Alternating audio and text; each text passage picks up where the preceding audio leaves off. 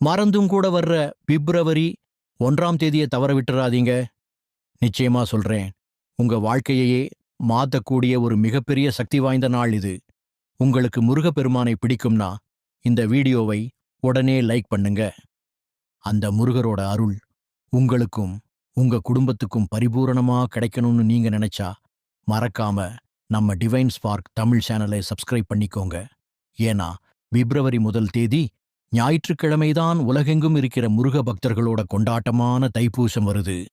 அன்னை பராசக்தி தன் கையால முருகனுக்கு வெற்றி வேலை வழங்கிய மிக உன்னதமான நாள். உங்க கஷ்டங்கள் எல்லாம் தீரப்போற நாள் இதுதான். அன்னைக்கு அதிகாலை 1:34 பூசம் நட்சத்திரம் தொடங்கிடுது. அன்னைக்கு விடியற் காலையிலேயே எழுந்து குளிச்சிட்டு நெத்தியில திருநீறு பூசி முருகனை நினைக்க ஆரம்பிங்க.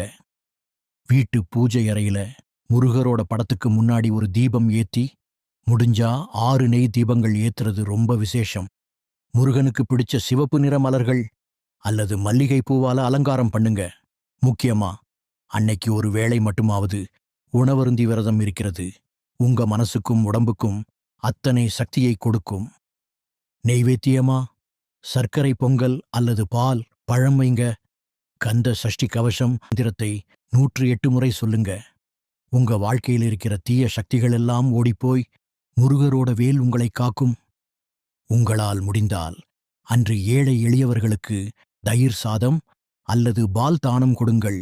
உங்கள் கர்மவினைகள் நீங்கும். முருகன் அருள் இருந்தா முடியாதது எதுவுமே இல்ல. இந்த தகவல் எல்லாருக்கும் பயனுள்ளதா இருக்கும்னு நினைச்சீங்கன்னா உங்க நண்பர்களுக்கும் ஷேர் பண்ணுங்க. கமெண்ட்ல ஆரோகரான்னு ஒரு வார்த்தை போடுங்க. வெற்றிவேல் முருகனுக்கு ஆரோகரா.